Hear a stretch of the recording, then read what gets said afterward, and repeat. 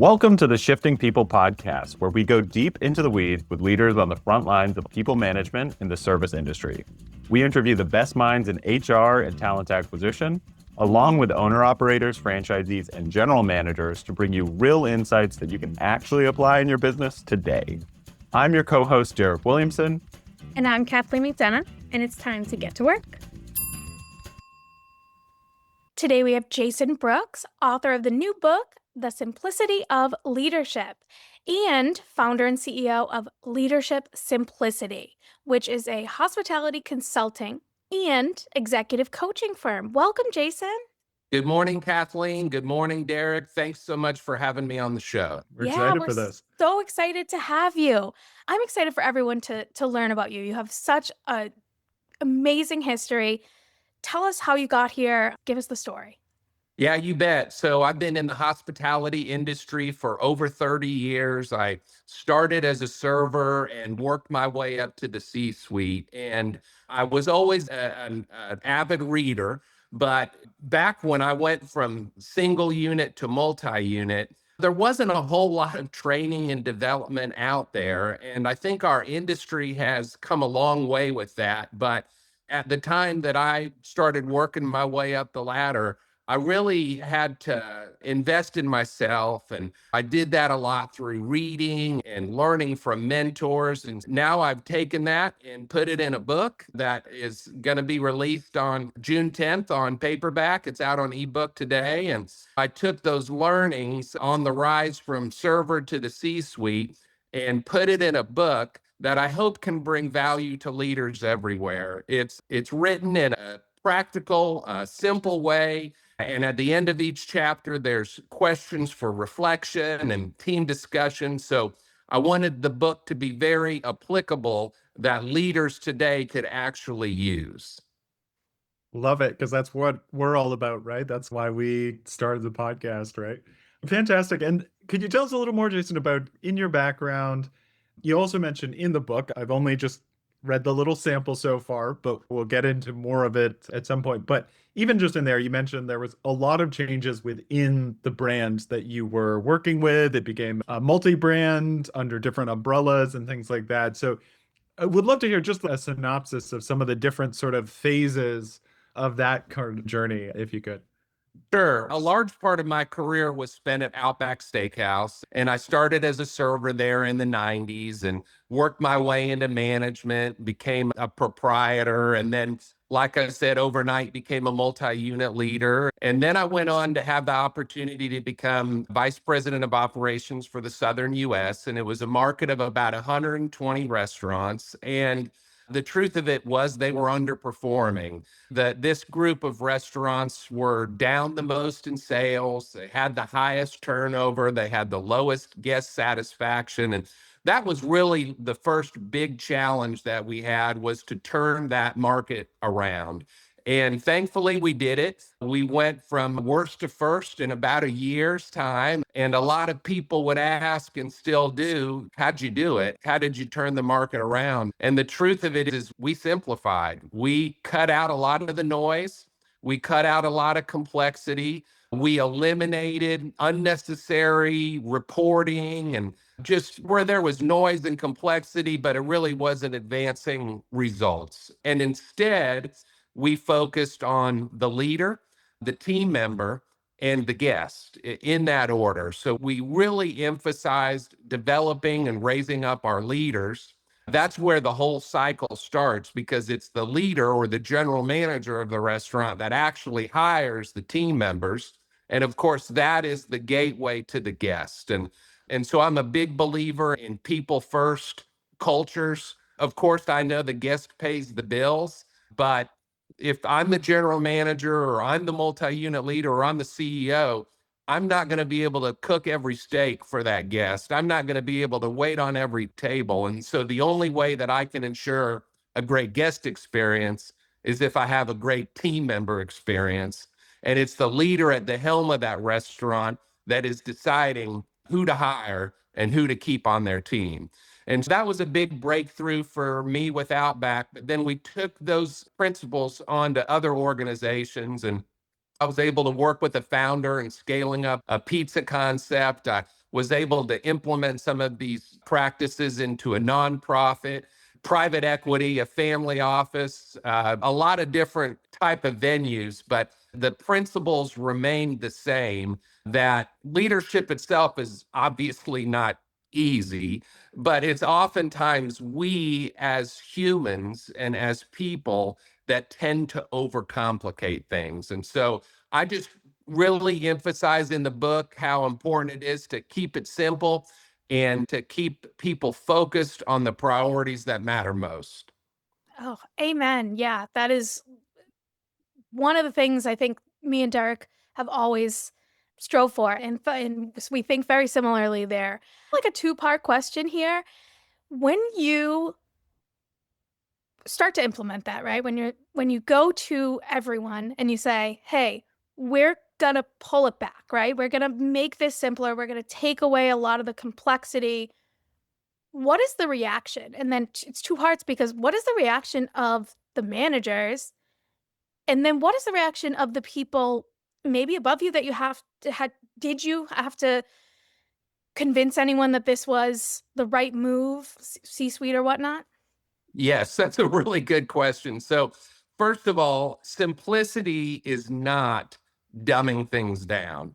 Simplicity is actually having the discipline to remove the unnecessary and clear the way for the priorities that matter most. And so, honestly, when you start cutting frivolous reporting or really looking at meeting and communication cadences and wondering what's too much or what's not enough, when you start to clear the clutter out of the garage, what you're doing is you're making room for what the garage is made for, which is an automobile.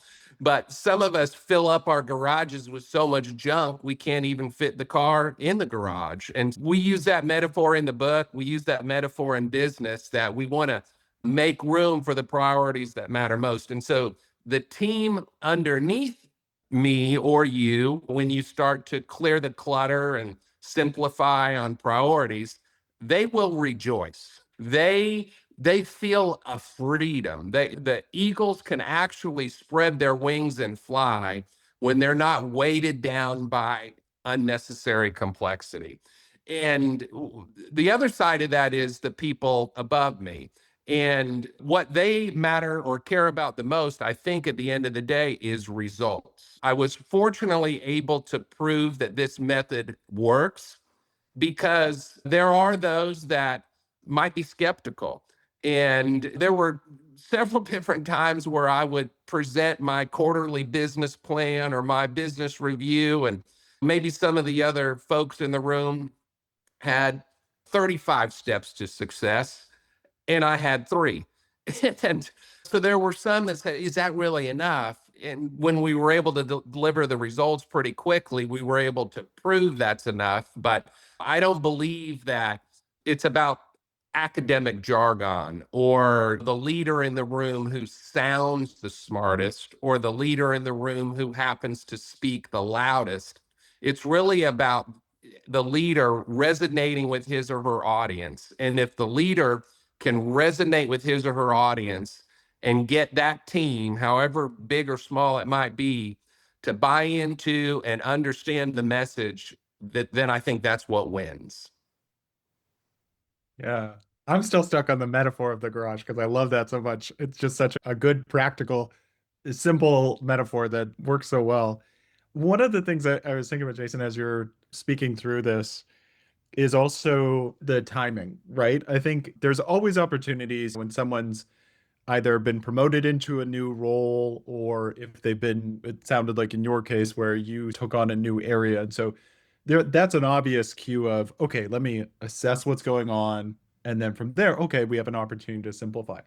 It seems there's almost a organizational momentum towards adding complexity, right? And I wonder for folks who are staying in the same roles, if when you see opportunities for folks to take that assessment and say, okay, we're getting a little bit too broad here. We're doing a little too much reporting. We're burying ourselves in our own administration is weighing us down. But do you have any advice or thoughts on like when those check-ins are for folks that like when there's not that natural check-in point of taking on something new or a big change?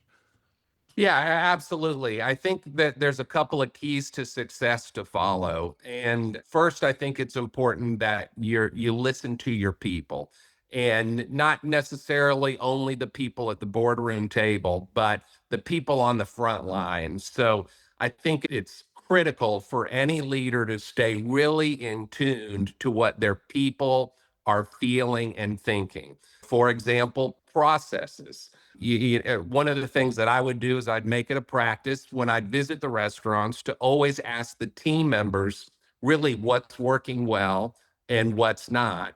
And then what do they need more of in order to have great success?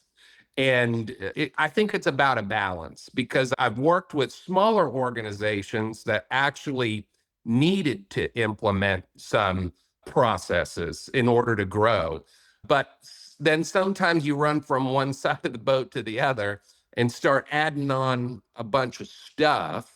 And you have to be careful when you do add on that you're not hurting the culture. Nobody wants to feel too corporate. And so I think it's really just all about balance. Like I said, I've worked with organizations that have had very few goals, sometimes none. And then I've worked with an organization that had 17 goals. And it's not just what I think, but what do the people think and what do the people believe is realistic? And everybody wants goals, but maybe 17's too much. So I think on a regular basis, and I don't even mean annually or quarterly, every chance you get to talk to your team, listen to your people, ask them what's going well, what's not, and what they need. Sometimes that is adding in a process, but sometimes, like I said, it can become too much, and those processes aren't serving the people anymore. And so I would just encourage anyone in leadership to regularly and routinely listen to their people and really find out what's working and what's not. And are the processes that we're designing actually serving the people that deliver the experience, or do we expect that the people are serving the processes?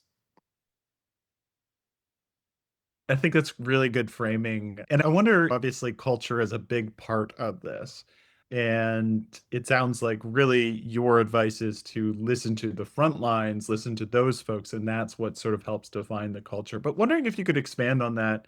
I think culture is one of those sort of intangible things where in itself you can overcomplicate it, right? You can have not we're talking goals, but of course culture. I have seen organizations with literally two full pages of core values, right? So there's the same kind of complexity, that same kind of inertia. There's this temptation to always just be adding more things. But how do you think about culture? And if you're coming into an organization, how do you try and really grasp and define what's unique or what's specific about like an organization that you're looking at? Yeah, Derek, that is a really good point, and it's so true. I think culture's everything. There's a quote that says, "Culture eats strategy for breakfast," and meaning you can have the best strategy in the world or no strategy, but your culture could either, help bring that vision to life or not. And so I believe that culture is less about the posters on the wall and more about how business and interactions are handled on a day to day basis. For example, in the book, I talk about accountability. And accountability is sometimes a topic that makes people cringe, but maybe they're not used to healthy and respectful accountability. Maybe in their past or their background, accountability has meant something bad, or maybe it was emotional. But I outline in the book that I actually think accountability can be very loving, and you hold people accountable to really help them achieve their full potential. But just even the word accountability can have different reactions based on people's experiences. And so I think experiences create beliefs. then beliefs drive those behaviors, and then the behaviors is what actually delivers the results. But you can't fast forward on the results piece and skip those experiences, because that's what a culture is all about. And I'm going to go back to just how do I determine what the real culture is? Just listening to people. And communication is obviously a very important skill set when it comes to leadership.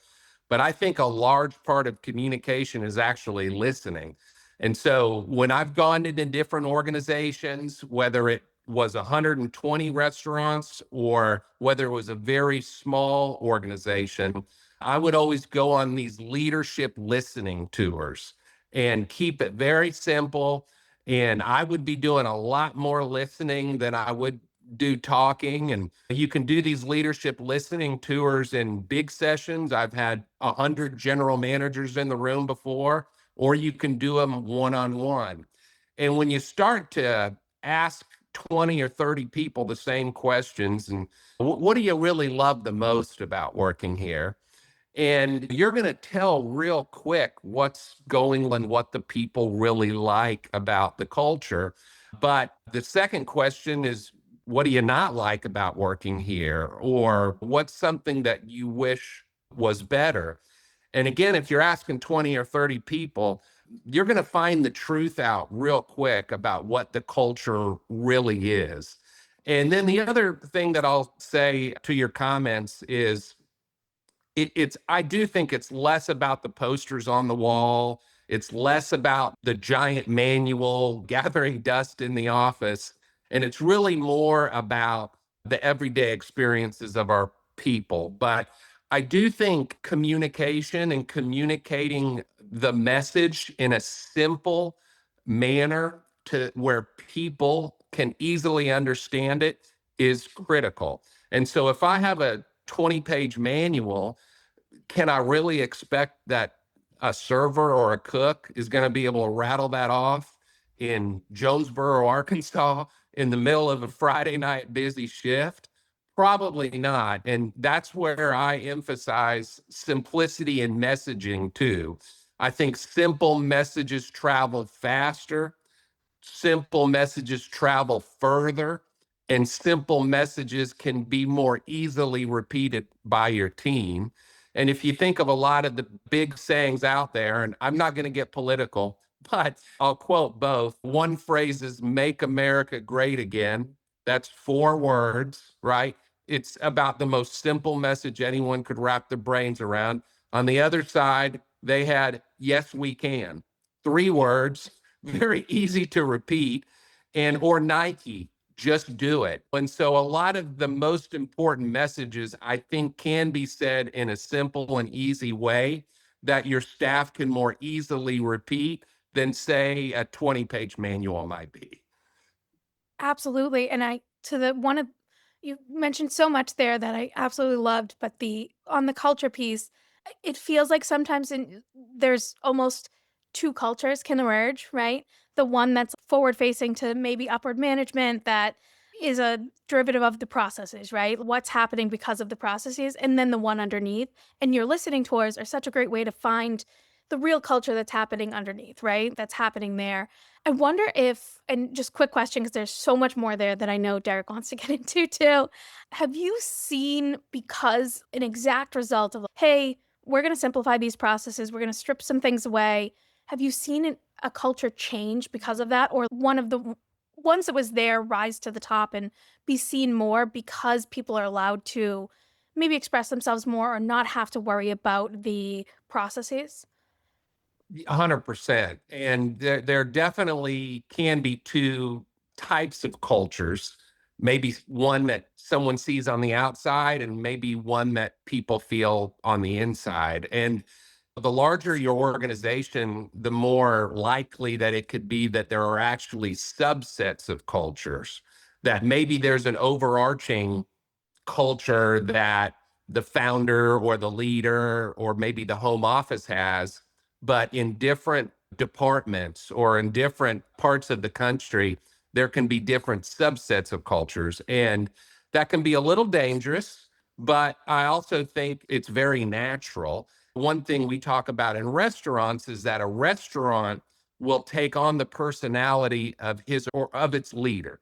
And so if you have a leader, I talked about accountability earlier, that's to one extreme or the other, maybe they're real tough and they take accountability very seriously and they're very stern and they don't balance that with fun or recognition.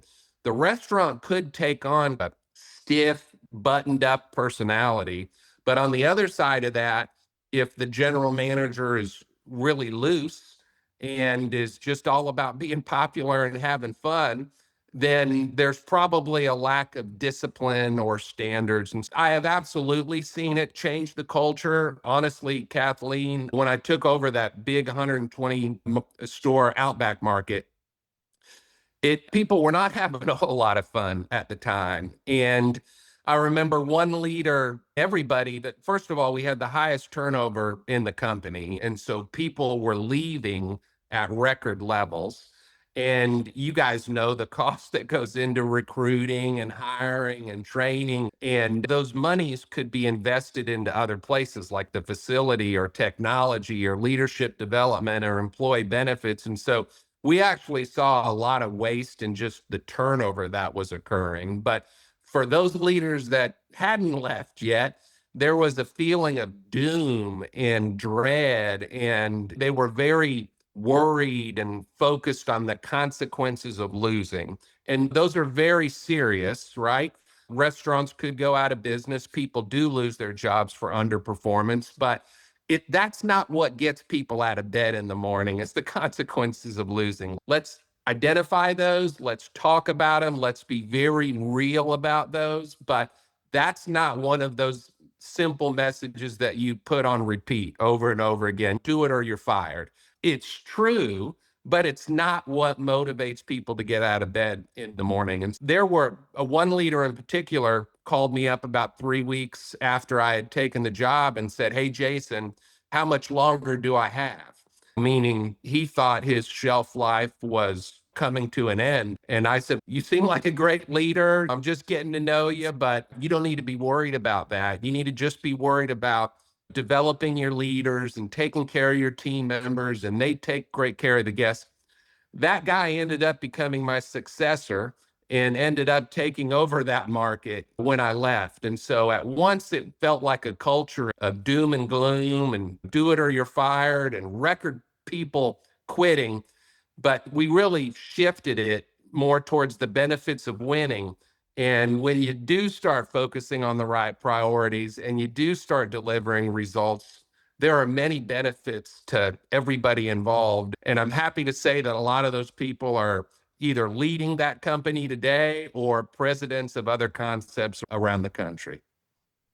That's fantastic. And Jason, I really love it's interesting as you were speaking through that, I was thinking of anyone who's played team sports probably understands this idea of like when you are on a team that is losing, you focus on all the things you're like doing wrong. There's this continual spiral of you're focusing on trying to not make mistakes and you're not focusing on what you actually need to win. And it can be really hard to flip that, but your thoughts of how to approach that and get the leader bought in and then bring a team forward.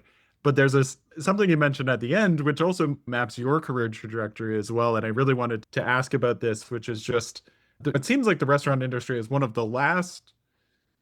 one of the few industries I can think of where you really can go from frontline and work your way all the way up. You don't run into the same kind of technical limitations or where you need some sort of sophisticated degree to understand the business. You can gather the skills as you want. But I'm wondering about your thoughts on how we're doing as an industry at promoting that and positioning that as a real opportunity for growth, right? For not just you saw it with your predecessors and many other folks that you've worked with. So what are your thoughts on that? Great question. I think we're doing a better job at advertising that benefit than maybe we used to in the past. And I hope that we're achieving something just talking on this podcast right now and somebody that might see this clip afterwards, because I think the restaurant industry is one of the best industries out there. I might even broaden that to say hospitality, retail, or a hotel, theme parks, attractions. But the hospitality industry is one of the best industries out there where a server or a cook or a frontline team member can work their way up to the C-suite or the boardroom table. And I know that I was a beneficiary of that system, but I want to be able to talk a lot more about that, pass that on to others, and really make that a key point for recruitment and retention in the restaurant industry. There are plenty of general manager roles where somebody can make six figures. And I know six figures might not be what it used to be, but it is six figures. And somebody starts their career as a cook, or even I've seen people start in the dish pit and then become an assistant manager, and then a manager, and then a general manager, and then they're in their upper 20s or 30s making six figures. And that's a good quality of life that they can raise a family on. And but I understand my mom and dad were actually school teachers. And that's what everyone naturally thought that I would do, is I would take my education in marketing, public relations, and communications, which is what I studied at Wichita State University, and that I would take that on and become a teacher. But it was a bit of a surprise to them when I told them that I was going to use that college education to go into restaurant management, because there are still quite a lot of folks out there that don't look at the restaurant or the hospitality industry as a real job. But it is a very real job. And you all know how many millions of people that the industry employs. And every single one of those people have an opportunity for advancement to work hard, take good care of people, deliver results, and get to that next level. For me, that's one of the things that I am most proud of with our industry, is that we offer that pathway from frontline team members to the boardroom table. And I've just seen story after story about someone who tells me they start out washing dishes and now they're leading one or 10 or 100 restaurants. And I think it's fantastic. We need to Agreed. talk a lot more about it.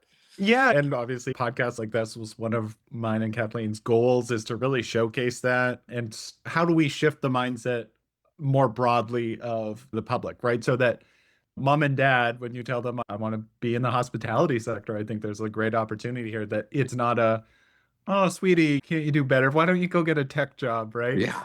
But on that note, it's an interesting thread. On a few episodes, we've talked about AI and what's coming in and things.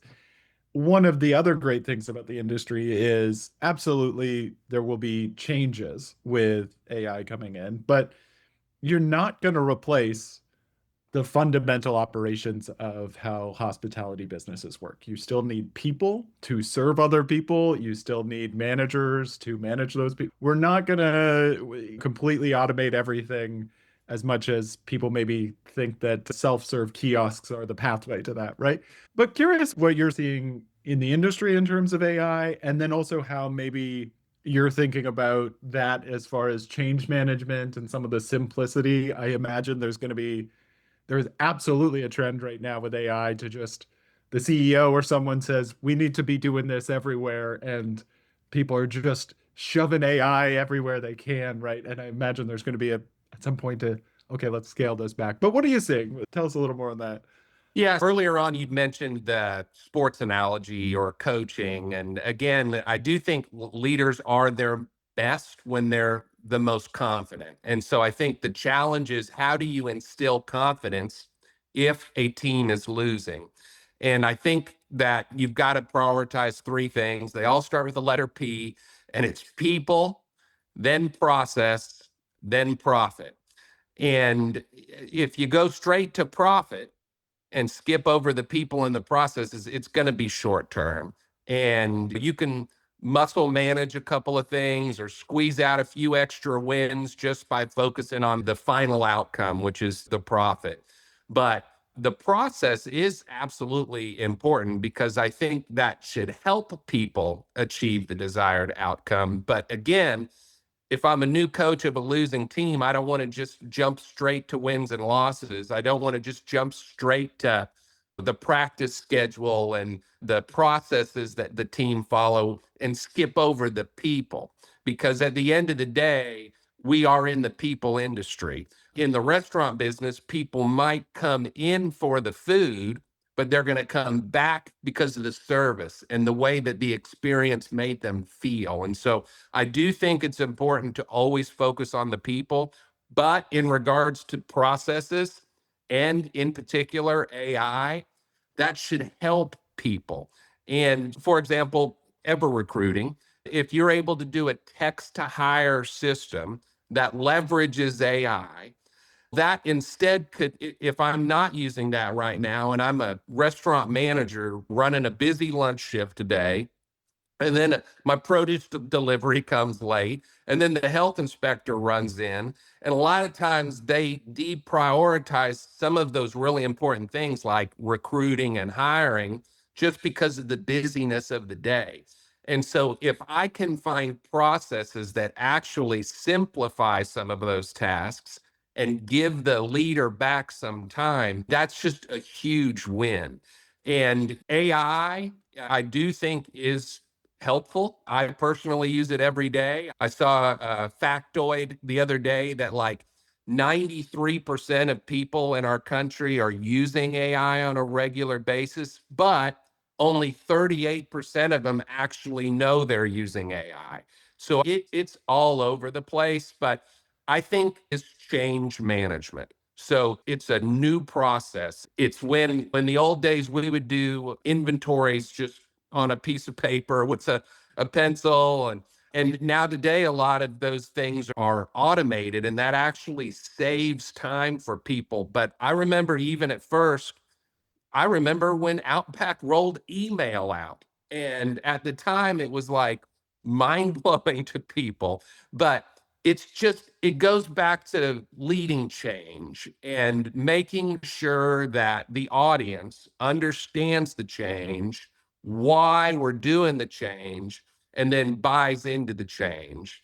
And then lastly, I'll say with any process, course, the most important thing is explaining the whys behind it and ensuring that you have buy-in up front. But a secondary piece of that is training. And I've seen it happen all too many times where a new technology comes out and the leader says, hey, just download the app, it'll be easy. And then next thing you know, you have managers all over the place and something that it's not so easy or it doesn't work or maybe they're not as tech savvy and then they don't adopt it. They write that process or that change over very quickly. I think the evolution in AI can be very valuable to the restaurant industry. It can help save time with things like text to hire or inventory or recruiting, but it's got to be managed just like any other change element is. Really make sure you explain the why behind it, make sure your team buys in, understand what benefits they have, and then, of course, training them how to properly use it to their benefit. Yeah, absolutely. It probably even needs more change management than a normal just automation or email or any process coming in because of the fear, right? Because of the fear of job replacement and all of that. I love that it ties very well into your whole message of simplify because AI, it allows you to simplify, but then without losing the processes, right? The reporting, the this, the that, it's happening automatically.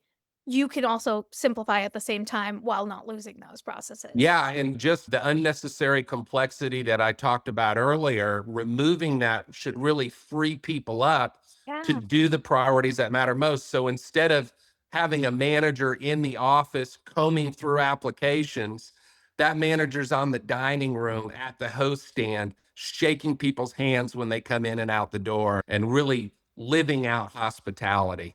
Yeah. And I love the message of that like training is so important. Nothing is as easy as you think it will be. No. Nothing. The simplest thing w- when it's one person, it's not easy, but when it's 1,500, 1,600, 5,000 people that you're trying to get to do something new, not important, sorry, not easy. And adoption is very important because once a technology comes in and people don't use it, don't adapt to it, what happens, right? Yeah. You're losing money at that point. And a lot of times, maybe the senior folks will lean in on the compliance piece. Why aren't they using it? Or are they rebelling or are they resisting? But a lot of times it just goes back to leading change and properly explaining the whys behind it, and not just saying do it because I told you to, but do it because it really benefits you, and getting their buy-in up front and then helping them through the implementation process, I think, is all huge keys to leading successful change. Yeah, amen. It reminds me, there's like a meme that I think I've seen on LinkedIn. It's been a little while, but it comes back every once in a while, right? It's like leadership expectations versus reality, right? Expectations are, I'm going to sit at a desk and think of all these great strategies and new things we could do and new business lines and whatever. And reality is most of the time repeating the same things over and over again, having the same meetings or the same sessions because people need many opportunities to get exposed to something, right? That's the fundamental thing, I think, as people, especially when you get in a leadership position, it's so tempting to want to move to the next thing and keep adding. And so often we have to actually go back and revisit some of the things we've already implemented and say, have we actually added complexity, or are the things that we implemented simplifying the job, simplifying what we're trying to do, the message? Yeah. Jason, I feel like we could probably talk for 5 hours. And we only sprinkled around a few of some of the things that you go really deep into your book and in some of the other work you do. So for the folks that are listening, where can we direct them to learn a bit more about some of the work you do, as well as, of course, the book and anything else you want to point them to?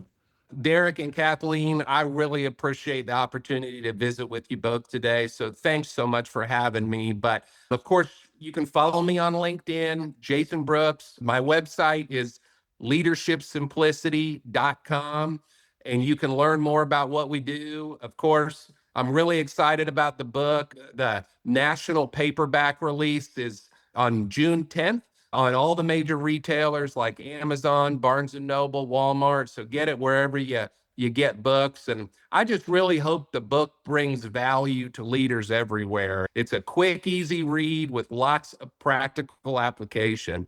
But you can learn more on the website. Like I said, leadershipsimplicity.com. I'd be happy to speak at your next event, or I do consulting with lots of different sized organizations. And as I've shared on this call, I really do have a passion for developing other leaders and helping leaders grow. We have executive coaching services also available. But at the end of the day, I just appreciate you having me. And I'm hopeful that whether it's this message or the book or anything that we do, we're helping other people have greater success and achieve the results that they desire. Absolutely. Yeah. Thank you, Jason, again for your time, for sharing so much, at least the preview of some of these kind of topics. And I know it really resonated with me. I'm sure Kathleen as well. And it's a great offset because even some of the guests we've had before, we often focus our questions on implementing new things, et cetera. And I love your message as that balance to that. Kathleen. Oh, I'm so excited to read the book. I am excited for everyone to read it. Also, your speaking engagements, very excited about those as well. I think it'd be an amazing opportunity for any organization to have you as a speaker. Thank you so much for coming on, Jason. Yeah. Thank Thanks you. again. I really appreciate it. Thanks for having me. Awesome. Bye for now. Bye for now.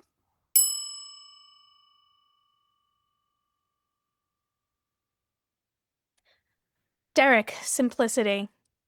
I feel like you're always preaching about simplicity, so that was a really great one for you. Yeah, it scratched my soul, or whatever phrase you want to use. Yeah, there is like something that really is when you find a way to simplify things in your business, of realizing, wait a minute, we've overcomplicated this, and distilling it into, if we just do these three things, we're going to be fine, right? We will have a good business. We just have to do these three things. There's like a sigh of relief, right? It just feels, oh, okay, that's it.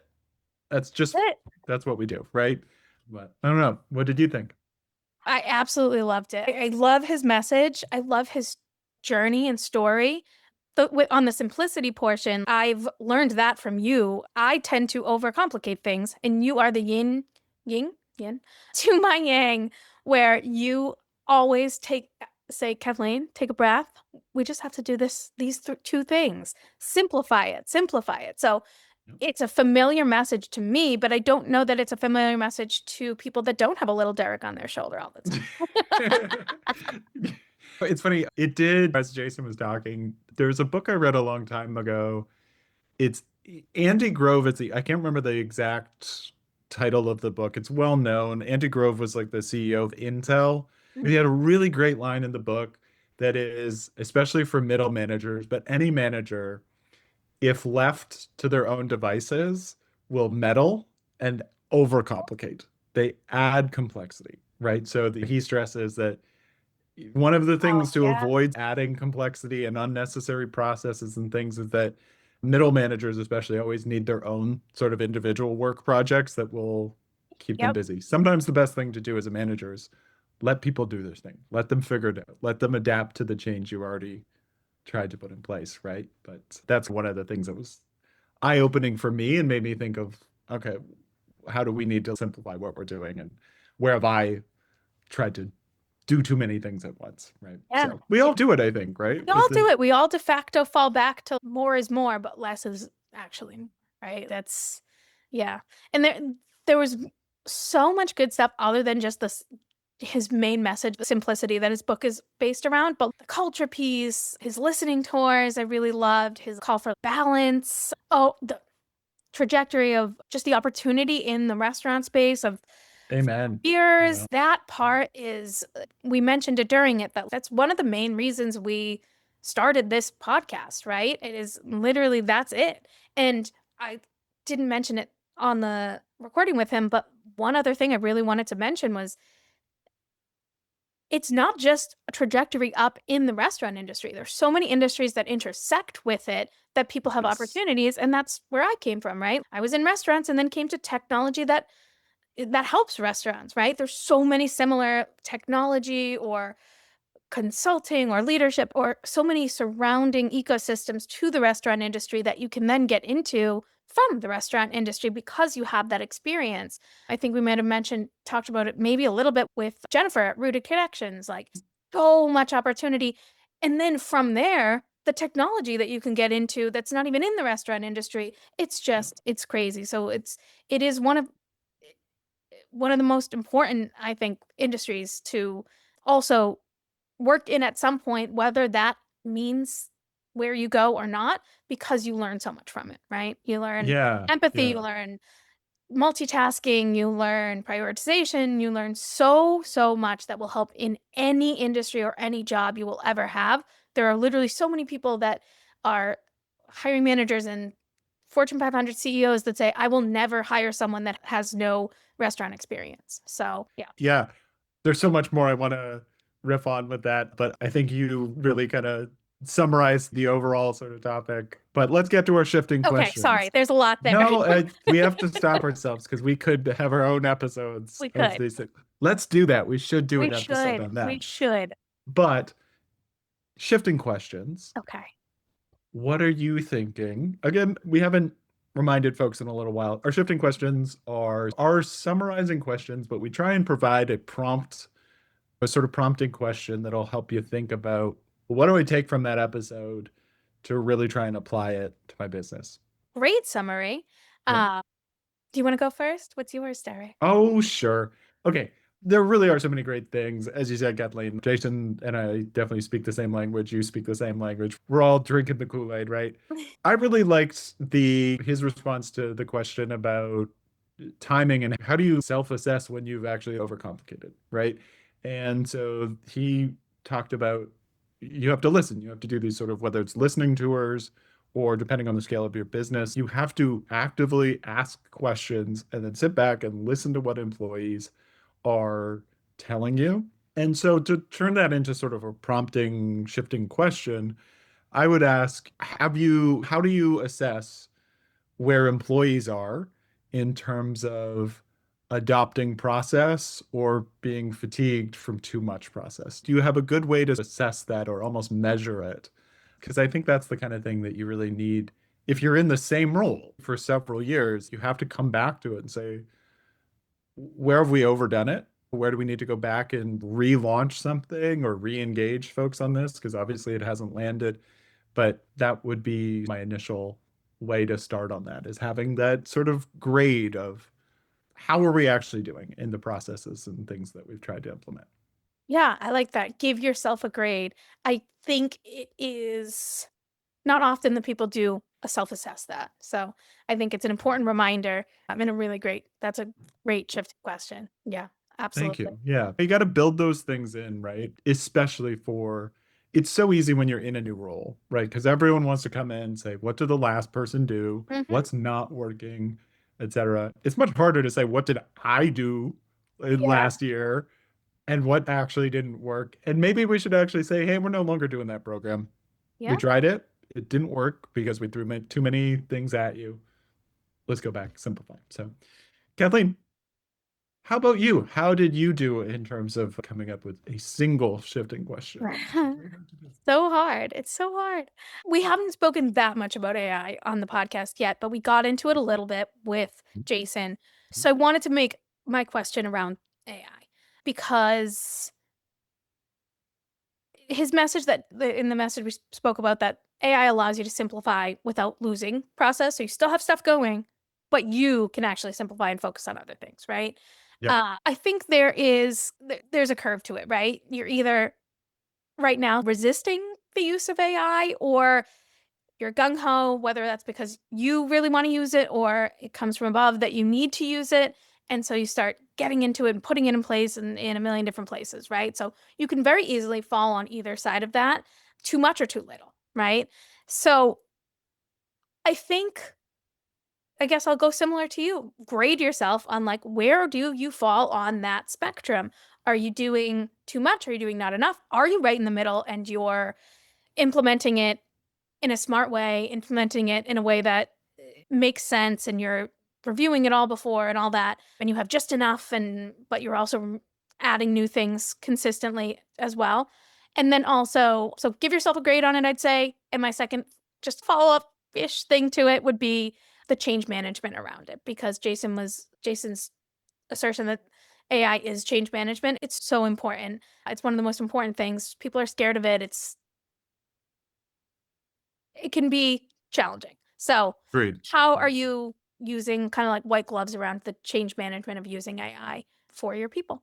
Yeah, that's a very good flag, right? It's so easy to like, there's almost an assumption, like, because with other software, there's generally less of that resistance. There's more of Yeah. like, I don't really want to change. I feel like we're doing something that was working, but you don't have the same like fear of what does this mean for my job? Yeah. People with AI, there are legitimate ethical concerns and other things that people might raise. Like you have to make space for that part too.